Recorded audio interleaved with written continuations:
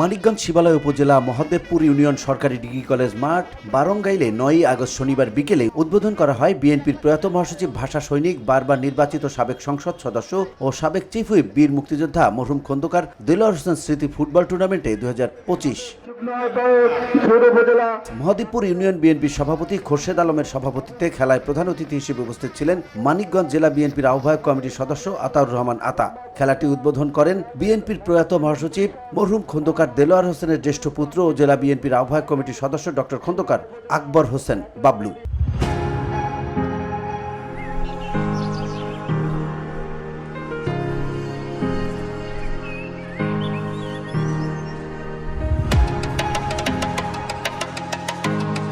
খেলায় উপস্থিত প্রধান অতিথি জেলা বিএনপির আহ্বায়ক কমিটির সদস্য আতাউর রহমান আতা। তিনি তার বক্তব্যে বলেন, বিএনপির প্রয়াত মহাসচিব ভাষা সৈনিক ও বীর মুক্তিযোদ্ধা মরহুম খন্দকার দেলোয়ার হোসেন ছিলেন মানিকগঞ্জের এক উজ্জ্বল নক্ষত্র। তিনি দুর্দিনে বিএনপিকে রক্ষায় যথেষ্ট ভূমিকা পালন করেছেন।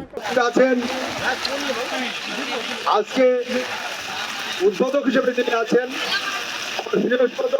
আমার রাজনৈতিক গুরু খন্দকার দেলোয়ার হোসেনের সুযোগ্য সন্তান জনাব ডক্টর আকবর হোসেন বাবলু সাহেব।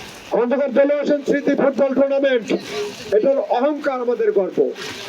খন্দকার দেলোয়ার হোসেন তিনি মানিকগঞ্জের অহংকার ছিলেন, গর্ব ছিলেন, সারা বাংলাদেশের একজন সম্পদ ছিলেন।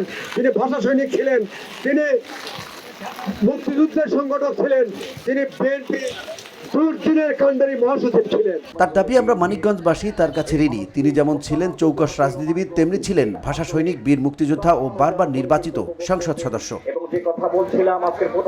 তার আত্মার মাগফিরাত কামনা করা হয় এই আয়োজনে। খন্দকার দেলোয়ার হোসেনের বড় ছেলে ডক্টর খন্দকার আকবর হোসেন বাবলু বক্তব্যে বলেন, আমার বাবা বিএনপির প্রয়াত মহাসচিব মরহুম খন্দকার দেলোয়ার হোসেন শুধু আমাদের কাছে আইডল ছিলেন না, তিনি সারা বাংলাদেশের বিএনপির রাজনীতির একটি আইডল ছিলেন। আজ আমার বাবা বেঁচে নেই, কিন্তু তার স্মৃতিকে ধারণ করার জন্য এই ফুটবল টুর্নামেন্টের আয়োজন করা হয়েছে।